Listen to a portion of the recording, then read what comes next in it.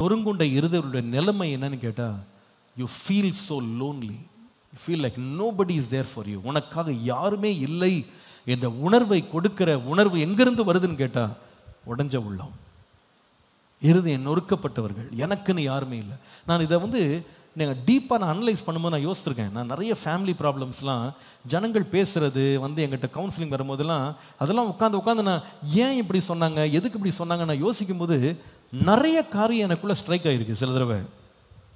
அப்போது சில பேர் சொல்லுவாங்க, பாஸ்டர் நான் என் புருஷன்ட்ட அன்பாக இருக்கிறது என் மாமியாருக்கு பிடிக்கலன்னுவாங்க.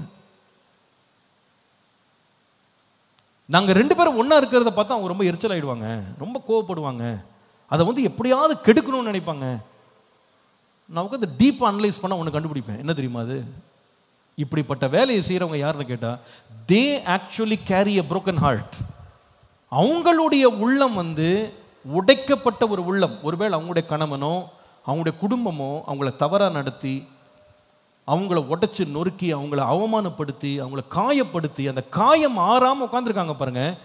இவங்க என்ன ஃபீலிங்கில் வந்துடுவாங்கன்னா, இன்னும் 2 பேர் தன்னுடைய மகனும் மருமகளும் அல்லது தன்னுடைய மகளும் மருமகனும் நல்ல ஐக்கியமாக இருக்கிறத பார்த்த உடனே இவங்களுக்கு பயம் வந்துடும்.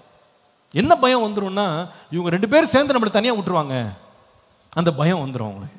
அந்த பயத்தினால் அவங்க என்ன செய்வாங்கன்னா, என் பொண்ணு என்னை விட்டு போகக்கூடாது, என் பையன் என்னை விட்டு போயிடக்கூடாது, அதனால கட்டின மனைவி கட்டின புருஷனை விட்டுட்டு வா, நான் பார்த்துக்கிறேன், அவளை எதுக்கு நீ இன்னும் வச்சிருக்கிற. இது ஏன் சொல்றாங்கன்னு கேட்டீங்கன்னா, ஆழமா போய் யோசித்து பாருங்க. It is not the problem with the girl or the boy. பையனுடைய பிரச்சனையும் கிடையாது, பொண்ணுடைய பிரச்சனையும் கிடையாது, இவங்க பிரச்சனை இது. பல ஆண்டுகளுக்கு முன்பாக ஒரு நிந்தையினால், அவமானத்தினால், வெட்கத்தினால், இழப்பினால் இருதயம் நொறுங்கி போய் கிடக்குறாங்க பாருங்க. அவங்க குணமடையாமல் இருக்கிற வரைக்கும் இவங்க மற்றவங்களும் என்ன செய்ய விட மாட்டாங்க, வாழ விட மாட்டாங்க. இது உண்மை. நான் சொல்லுகிற வார்த்தை உங்களுடைய பர்சனல் லைஃப்ல அப்படி நடந்துட்டு இருக்கு.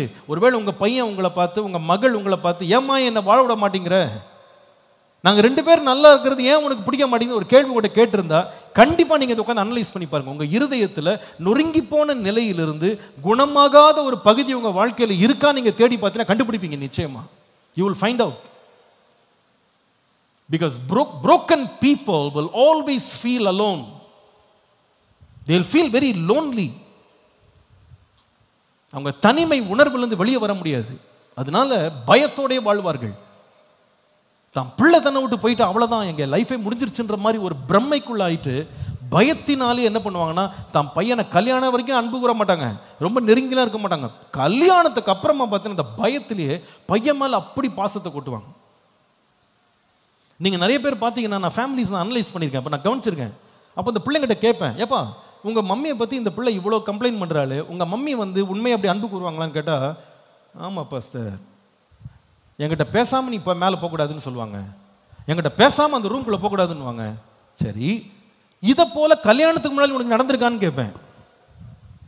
நானும் எங்கள் அம்மாவும் பேசவே மாட்டோன்னுவாங்க. உண்மைங்க இது, நானும் எங்கள் அம்மாவும் பேசவே மாட்டோன்னு சொல்லுவாங்க. கல்யாணத்துக்கு அம்மா ஏன்பா இப்படி நடந்துச்சு கேட்டா, அதான் தெரியல பாஸ்டர்னுவாங்க. எதுக்கு தெரியலமா, இதான் problem. They had a broken heart and they did not mend it. அதை அவங்க குணமாக்கல, அதை கட்டல. இப்போ பயத்திலேயே என்ன பண்ணுவாங்கன்னா, பாசத்தில் இல்லை பயத்தில் தான், என்னை விட்டு என் பொண்ணு போயிடுவாளோ, என் பையன் போயிடுவானோ, பயத்திலேயே அவங்கள விட்டு இந்த பிள்ளைகள் விலகி போயிடக்கூடாதுன்னு இழுத்து இழுத்து இழுத்து தங்க பக்கத்தில் வச்சுக்கிடுவாங்க. மற்றவன் கெட்ட கூட பரவாயில்ல, அந்த குடும்ப நாசமான கூட பரவாயில்ல, ஏன் கூட தான் இருக்கணும் நீ, அது ஒரு ரூல் மாதிரியே போடுவாங்க. Because they think their child will make their loneliness go away. தன்னுடைய தனிமை அவங்கள விட்டு போகிறதுக்கு அவங்க பையன் கூட இருந்தா சரியாயிடும் நினைப்பாங்க, தம் மகள் கூட இருந்தா சரியாகும் நினைப்பாங்க. ஆனால் உண்மையில் பார்த்தா உங்களை யாருமே நிரப்ப முடியாது. You cannot be happy. நம்முடைய தேவன் யார் தெரியுமாங்க? நொறுங்குண்ட இருதயத்தை குணமாக்குகிறவர். நான் நிச்சயமாக சொல்கிறேன், எவ்வளோ மனிதர் நமக்கு சமீபமாக இருந்தால் கூட அந்த தனிமையை நிரப்ப முடியாது. சங்கீதம் 34:18 வாசிக்கிறோம், நொறுங்குண்ட இருதயம் உள்ளவர்களுக்கு கர்த்தர் சமீபமாக இருந்து நறுங்குண்ட ஆவி உள்ளவர்களை ரட்சிக்கிறார். இன்னைக்கு இந்த தனிமை உணர்வுல நொறுங்குண்ட இருதயம் உள்ளவர்களாய் நீங்கள் தவித்து கொண்டிருக்கிறீங்களா? ஆவியானவர் இன்றைக்கு பேசுறாரு. மனிதர்கள் உங்கள் பக்கத்தில் நெருங்கணும்னு நினைக்காதீங்க. கர்த்தர் உங்கள் பக்கத்தில் நெருங்கி வருகிறார் என்பதை விசுவாசிங்க. அவர் அருகிலே வந்து என்ன செய்யறாருன்னா, எனக்கு தெரியும்ப்பா, எத்தனை மனுஷனும் உன்னை நிரப்ப முடியாது, இந்த பேட்சை வந்து ஃபில் பண்ண முடியாது, இந்த பிளந்து போன இருதயத்தை பேட்சப் பண்றதுக்கு எந்த மனுஷனால முடியாது. நீ நொறுங்கி கிடக்கும்போது உன் அருகிலே வருகிற ஒரு தேவன் இருக்கிறார். வந்து குணமாக்கி நடத்த வல்லவர், ரட்சிக்க வல்லவர். விசுவாசிக்கிற ஒரு ஆமேன்னு சொல்லுவோம். இது மனிதனால் கூடாததுதான், ஆனால் தேவனாலே கூடும் கூடும் கூடும். ஹல்லேலூயா.